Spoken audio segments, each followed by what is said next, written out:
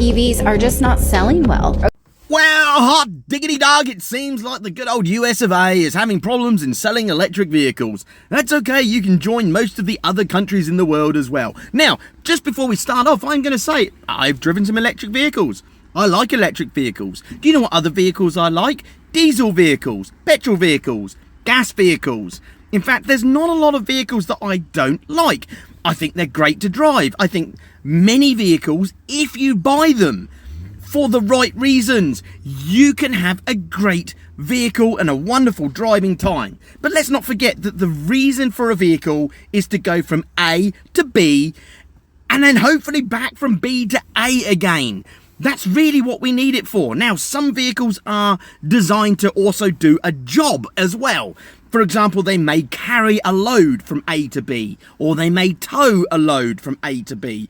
And do you know what? Not all fuel types are going to be suitable for doing those jobs. So, if you do not have the right vehicle for the job, you're probably not going to think that what you've got is a good thing. Which brings us to EVs. Now, the problem with EVs is that we are in new territory. EVs are new. Now, I know people are going to remind me, well, back in the 1800s, one of the first vehicles to set the 100 kilometers and 100 mile per hour speed limit was an electric vehicle. And it was. You're absolutely right. The problem is they had to tow it there and tow it back because it ran out of charge and there was no way to recharge it again. Electric vehicles have always been more expensive. They have always been more complicated, and they have always been what's the word? Less convenient than their petrol counterparts. Don't worry about anything else. Convenience is the name of the game. Cost is the name of the game. And that's the thing that's driven it. So EVs, let's just talk about the EVs. Why is it that they're struggling? Well, first of all, we've put tax incentives into it. We've put business incentives into it. We've all, and this is the one, please don't shout me down with this one. We've tried to tell people that you're all going to die and everything's going to hell in a handbasket because everything is just going to collapse in 10 years' time. We've got all these things pushing EVs on the part where we should be on the adoption stage, like the early adoption stage. And what tends to happen with any new product, the early adopters come in, people come along and go, oh, look how much better that is than what I've got, and everyone wants to have it.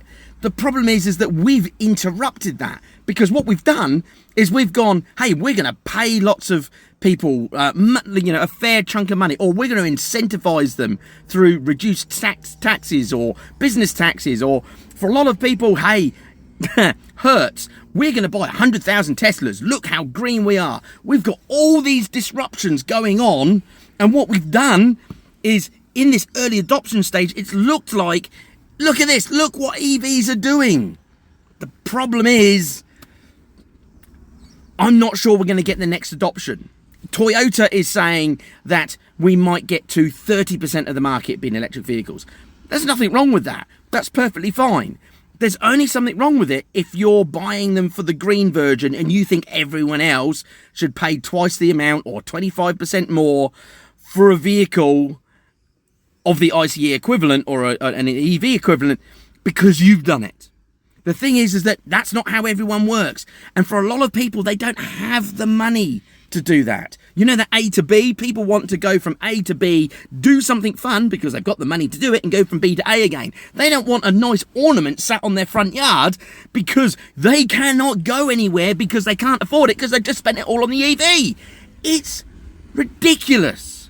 Now, listen, there are some people around. Tony, I believe, was one of them, who was predicting that the price of an EV and the price of an ICE should level out at some point, and they should become, you should have what's called a price parity. They should become about the same cost. And look, if that happens, then it could be a good option.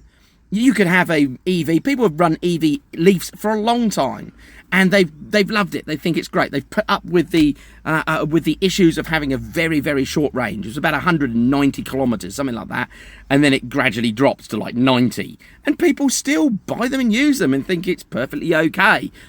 Often it's for a second car. Often they've got another bigger car that they do their longer journeys on. Don't forget that as well. Yes, people are buying EVs, but many people have a bigger car as well. So what's going on with the EVs? Should, and you can tell me if I'm wrong here, should we be having government mandates? Because something tells me if the technology is better and far superior than something else, like tape recorders lost out to CDs, CDs lost out to MP3s, MP3s have lost out to basically online streaming. If all of this is better, if each stage is better, people will go out and buy them. But you need convenience and you need the cost to be about right or about the same for people to get into them. I don't think that's what we've got. So let's just have a little think about this. Have EVs been selling? Yes. We've been removing incentives, and now what's happened? It seems to be plateauing everywhere. Strange that. It's almost like it's not actually a better product yet. But I know there'll be a lot of people saying, but I've got a Tesla and I think it's a better product. Good for you. That's brilliant. The thing is, even Teslas aren't good for everybody. Even the Tesla Cybertruck, for example, when towing, only does about 100 miles, about 130 kilometers, something like that, before it needs a full recharge. That's not ideal. It really isn't. So, look, yes, EVs are struggling. Should you buy one, though? Here's the question. Should you buy one? Well, if you can afford to buy one and not care about how much it's going to cost in 3 to 5 years' time when you sell it, then go and buy one. Absolutely no dramas. Just bear this in mind. It's a new technology. Elon keeps cutting the prices of his cars. Everyone else has to cut the price of their cars to compete with him. The price of the technology is coming down. The price of batteries is coming down, while the distance that those batteries allow the vehicle to do is going up. And the cost of replacing that battery when it gets to X period of time, at the moment, is about 20 to 30 grand. Sometimes 15 grand, sometimes 60 grand. I think, what was that, Kia or Hyundai that was going to do that? Things are going to change. But if you want an electric vehicle and you don't care about the cost and you don't care about what the price is going to be in 5 years' time, go and buy one. They're perfectly fine. They drive well. They go fast. Be aware of the insurance. Don't rush out and buy a Tesla and think that you're going to be paying $500 on insurance, the same as your last car, because you won't be. Probably going to be paying more like 4 grand. And if you're happy with that, that's fine. But just be aware that, there are some costs in there. Insurance is starting to get slightly higher for them, mostly because the batteries are more expensive. When they have an accident, they're having to write them off, and insurance companies are getting wary. They seem to be written off more often as well, which means that the insurance premiums are going to be higher. And some of the repair costs, it also plays in that some of the parts are hard to get for some of them, which means the insurance companies have to pay for you to have a fleet car, a hire car, and if they have to do that for 6 months, that's costly. So that's all playing into the cost. So just check out the insurance, but if you want an electric car, buy one. They're perfectly fine. They go all right. Do they catch on fire? Yes. It's not like they just randomly do it all the time. Like, it's a small portion, but yes, also normal petrol diesel vehicles randomly catch on fire. Mostly it's arson. And mostly it's older vehicles, like much older vehicles. Electrics are up there too. So and accidents. Arson, electrics and accidents are the 3 biggest causes of most electric fires.